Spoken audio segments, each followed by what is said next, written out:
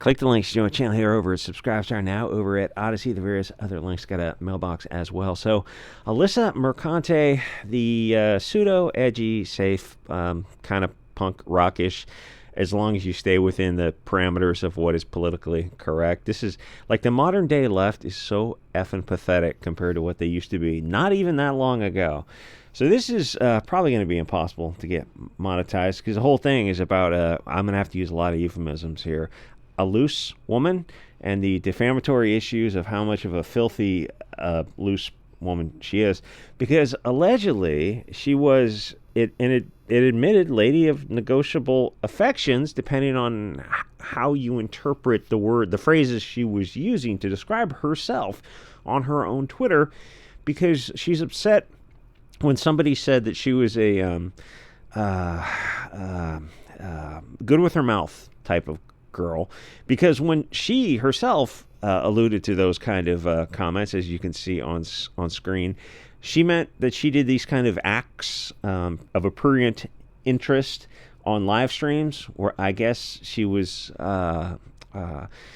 join the Mile High Club. Well, it was a solo flight, that kind of thing. So it's reasonable to assume that when she said she was a sex worker, that she was also doing other people.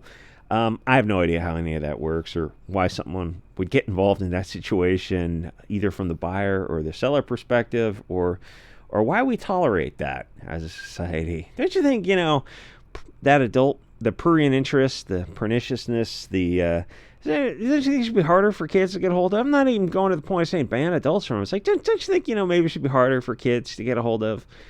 And people look at you like, oh, yeah, that is a good idea. It's who's against that? And then you look at the groups, the ADL, SPLC, ACLU, who are like, no, we have to get this. We have to get the most violent, degrading stuff into the hands of kids.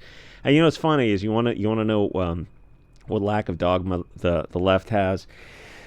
Is it wasn't that many years ago when feminism was against adult type of things, film, because it was, it's pretty obviously degrading and demeaning, and from a personal perspective to look at the actual people involved in it, and then from a societal perspective. So feminists were against it. I had a girlfriend decades ago who gave me a book on it, and it was like the feminist perspective of it. And she was like mildly feminist at the time, and now you see, oh yeah, feminists are all pro that kind of like degrading themselves, and they go, oh, we have agency, we're doing it on purpose. Again, no, why don't we can we just admit that the fairer sex just doesn't have agency? Sorry to the two women who listen to this.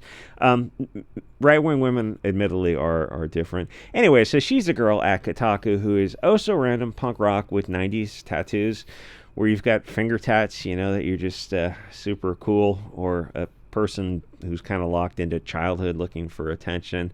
I know you're not supposed to insult the audience, but the truth kind of hurts, and unless you're a pirate, tats are kind of anyway. So when you see her, her whole shtick is virtue signaling about whatever her BlackRock or CNN or Chase Bank masters tell her is acceptable. They're so edgy, and they're so they say all this stuff about the approved groups they can talk about people of European descent, and then when you bring up like any other group, and they lose their friggin' mind. You go, oh no, actually, that's a black thing, or those are Jews over there, or that's Arabs over there, and they look at you and it's just needle scratch on the record, and like, how dare you correct us? I go, but you're wrong. You're saying one group is.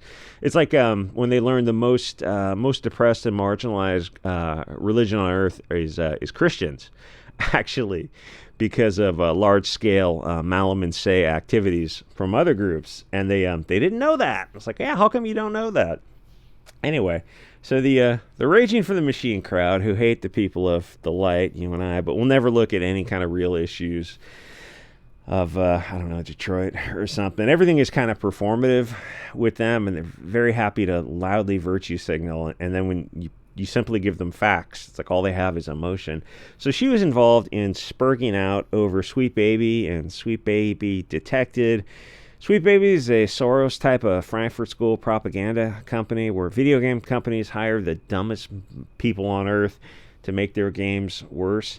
They do interviews, and I think it was Black Girl Gamers has an interview up on YouTube. It's 30 minutes, and it's bizarre education in Saul Alinsky buzzwords and victim Olympics about how they think they're marginalized while they're on YouTube like on the biggest platform on earth, while they're talking about how marginalized they are, and they're getting paid to bitch and moan about it. It's amazing the lack of self-awareness they have, but these are what is called useful idiots. I mean, these are legitimately low IQ people who are just puppets, and they're on there somewhere on the oppression, the Saul Alinsky oppression hierarchy, and so they think they can't be criticized. And I say this as a marginalized woman of color myself. Let me tell you, diversity and feminism is cancer. It destroys everything. But these people, everything is a chance to push propaganda. That's why games and movies and comics and all those kind of stories they're losing their audience because they're nothing more than propaganda. And, things are always told from someone's perspective, but there was a shift somewhere. This is kind of the fault of America, actually, where stories were always told from a tribal perspective, and those are organic right-hand path stories. And then, because of America and the Hollywood Saurian people, the story started to be told from a globalist, anti-natal, left-hand perspective, the left-hand path, the sinister path. So Sweet Baby pointed out what games, Sweet Baby Detected pointed out what games that were getting woke, and Sweet Baby and Black Girl Gamers they're like the political commissars, what games they were working on, and these people lost their friggin' minds. It kind of reminds me of why the reaction to Richard Myers of Diversity in Comics sitting in his car talking about comics, why the reaction was literal threats of deletion against him, which you can understand. It's one adult talking to another adult, a little hyperbolic. One would hope they're not actually writing names on 173 dovetails or whatnot, but it's adults between adults. But they did a step further, which shows me you're dealing with people who are actually crazy, because what they did is what is taboo is they talked about his family, and you never do that. And left wingers or right wingers, people who are still mentally have some are still within the cognitive real world, you'd never talk about somebody's wife or child. That's absolutely taboo. And these people on the left, these people who think they're something they're not, we're talking about his kids, and it's like, I can't say what should be done to somebody who makes that kind of threat on YouTube, but I mean, we're all on the same page there. But the thing is, the left wing, the comics crowd for like Marvel and DC, they should have immediately disavowed those kind of statements, but they didn't. Weird. The left wing is like, they're terrified of the people on the perimeter of the left wing, and they have to pretend to go along with all this kind of It's just going to get monetized, probably. I won't get that 1488, Mike Lindell. Like, you think he had any idea what those numbers mean? And those numbers mostly don't mean anything. It's like the OK symbol. You can get those ACLU type of groups to believe anything. And the proof is the OK symbol. It's nonsense, but you're dealing with mentally ill people.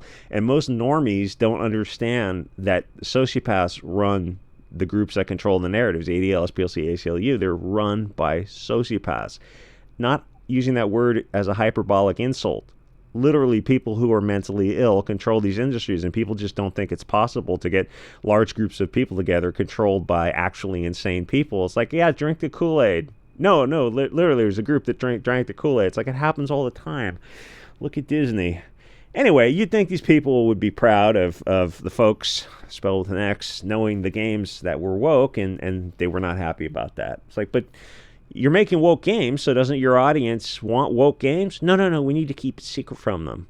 Wait a minute, then who are you making the games for? The left wing doesn't want these games, and the right wing doesn't want these games. You're trying to sneak it in under the radar. Anyway, so Mercante gets on Twitter and has a PMS meltdown against the Phantom Menace types of channels on YouTube. Because, as I say, globalism is a religion to them. And she got offended, not by being a lady of negotiable affection shit, which I hope the audio is not coming through. I don't want to get a strike. Which she said she was, or would lead a reasonable man test. It's a reasonable person test, you Nazi. It's what do they call it? It's a Chinese wall. They go, it's a firewall. All these old terms, legal terms, are now no longer politically correct. But she was offended by someone else saying that she was a D sucking lady for money. Now, in terms of defamation, you'd have an action if somebody seriously claimed that you were a literal lady of negotiable affection. At common law, that was per se damages presumed, as was accusing someone of a disease or a crime of moral turpitude.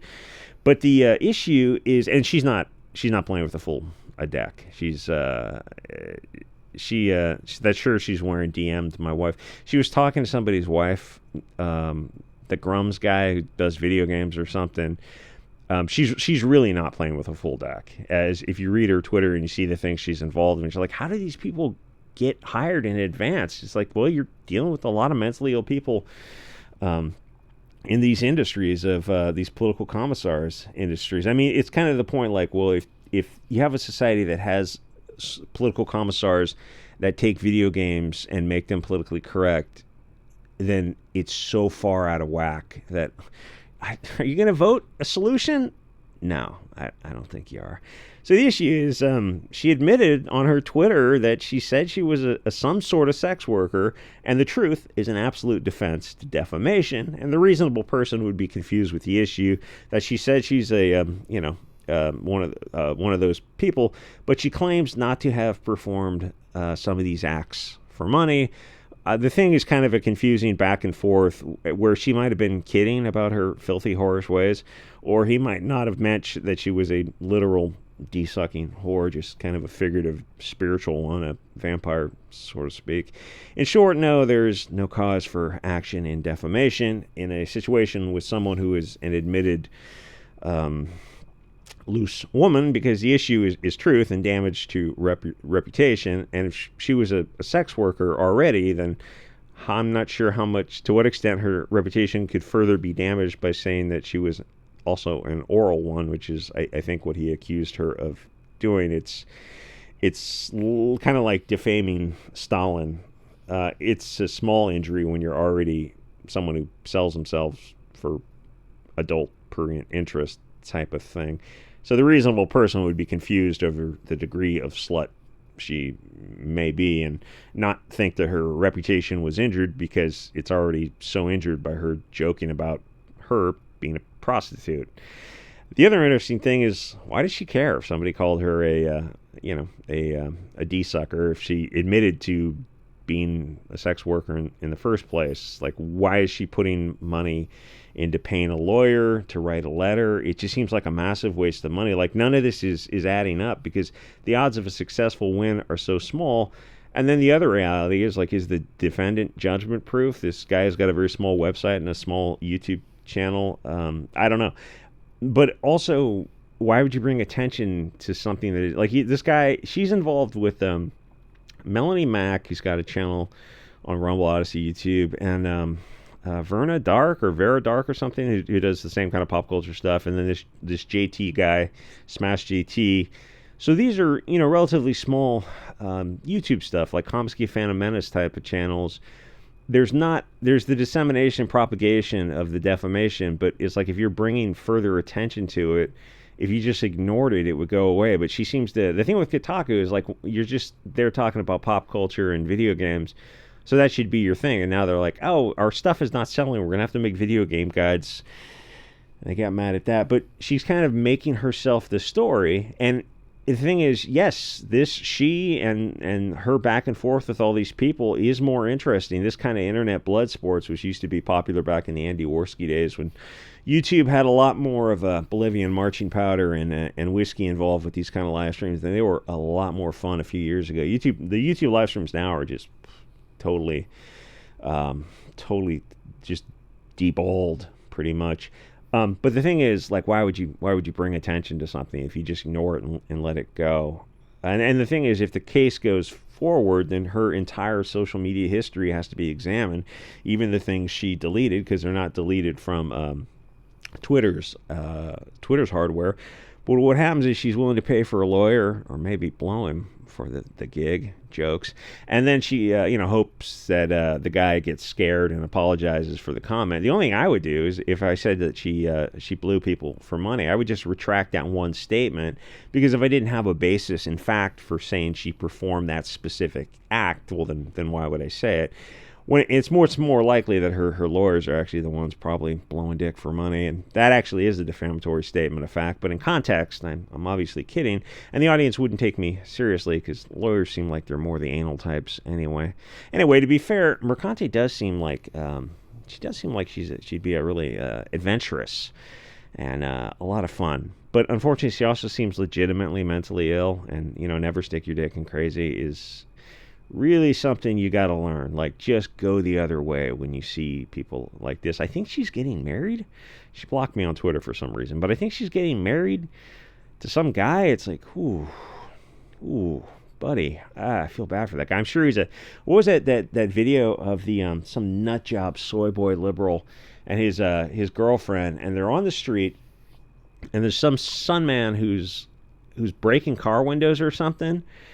And this soy boy tries to talk to this guy, and he pulls out a device that puts holes in people pretty well, and it perforates this guy's lungs, and he's out right there, losing blood pressure, of course. And his girlfriend is trying to talk to the guy who just deleted her boyfriend or fiance or something, and then the police investigates, and she refuses to cooperate with the police because it's the man, and like she knows that her boyfriend would not want his deletion avenged. It's like, you people live in clown world, and like, you deserve what's coming to you, but like, you can just turn this around. Like, the world you think you exist in, it just doesn't exist. It's all just bizarre nonsense.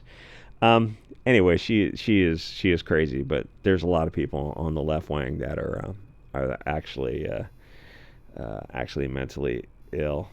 Yeah, and she's you see these people where they're so crazy. She's probably, I don't know, 35 or something. She's in good shape, so she probably has kind of a simp / cuck army supporting her. But you see a lot of these people, as they get crazier and crazier in their statements, they start to lose some of their audience, because the audience starts to kind of look at this and goes, she might be a little bit extreme for me, and they start kind of getting isolated. Anyway, she's mentally ill. She's perfect to be a Kotaku editor. It's like, why don't you just talk about whatever video game reviews? And it's like, lewd photos ahead. Let's see those. Probably because it's not really that lewd. Because the video games are so lame now, or the movies are so lame now, and video games, like, congratulations, video game industry. She's sitting on. Oh God, that's gross. Credit to that. That's pretty good shape. Video games have finally caught up to movies in being nothing but political propaganda. And the people who buy these games, you just don't have to buy these games anymore. Like, you don't need to buy a new game, a new movie, anything in the mainstream ever again. And you're not missing out. Once you get over that fear of missing out, and you realize, like, there's really nothing to it's all garbage. Then the industry, let the industry die. And I don't even mean change it. I mean just let it. It's like, it can't be saved. Like, somebody was talking about the issues with Disney Plus, because they're stopping password sharing from different household types of things. And when Netflix did it, it worked. But Netflix was doing it when they were growing, and Disney's doing it when they're contracting. But you never need it. Like, you don't need to support any of this kind of stuff. It's all just crap. Anyway, like, comment, subscribe. I'll see you guys on the next episode.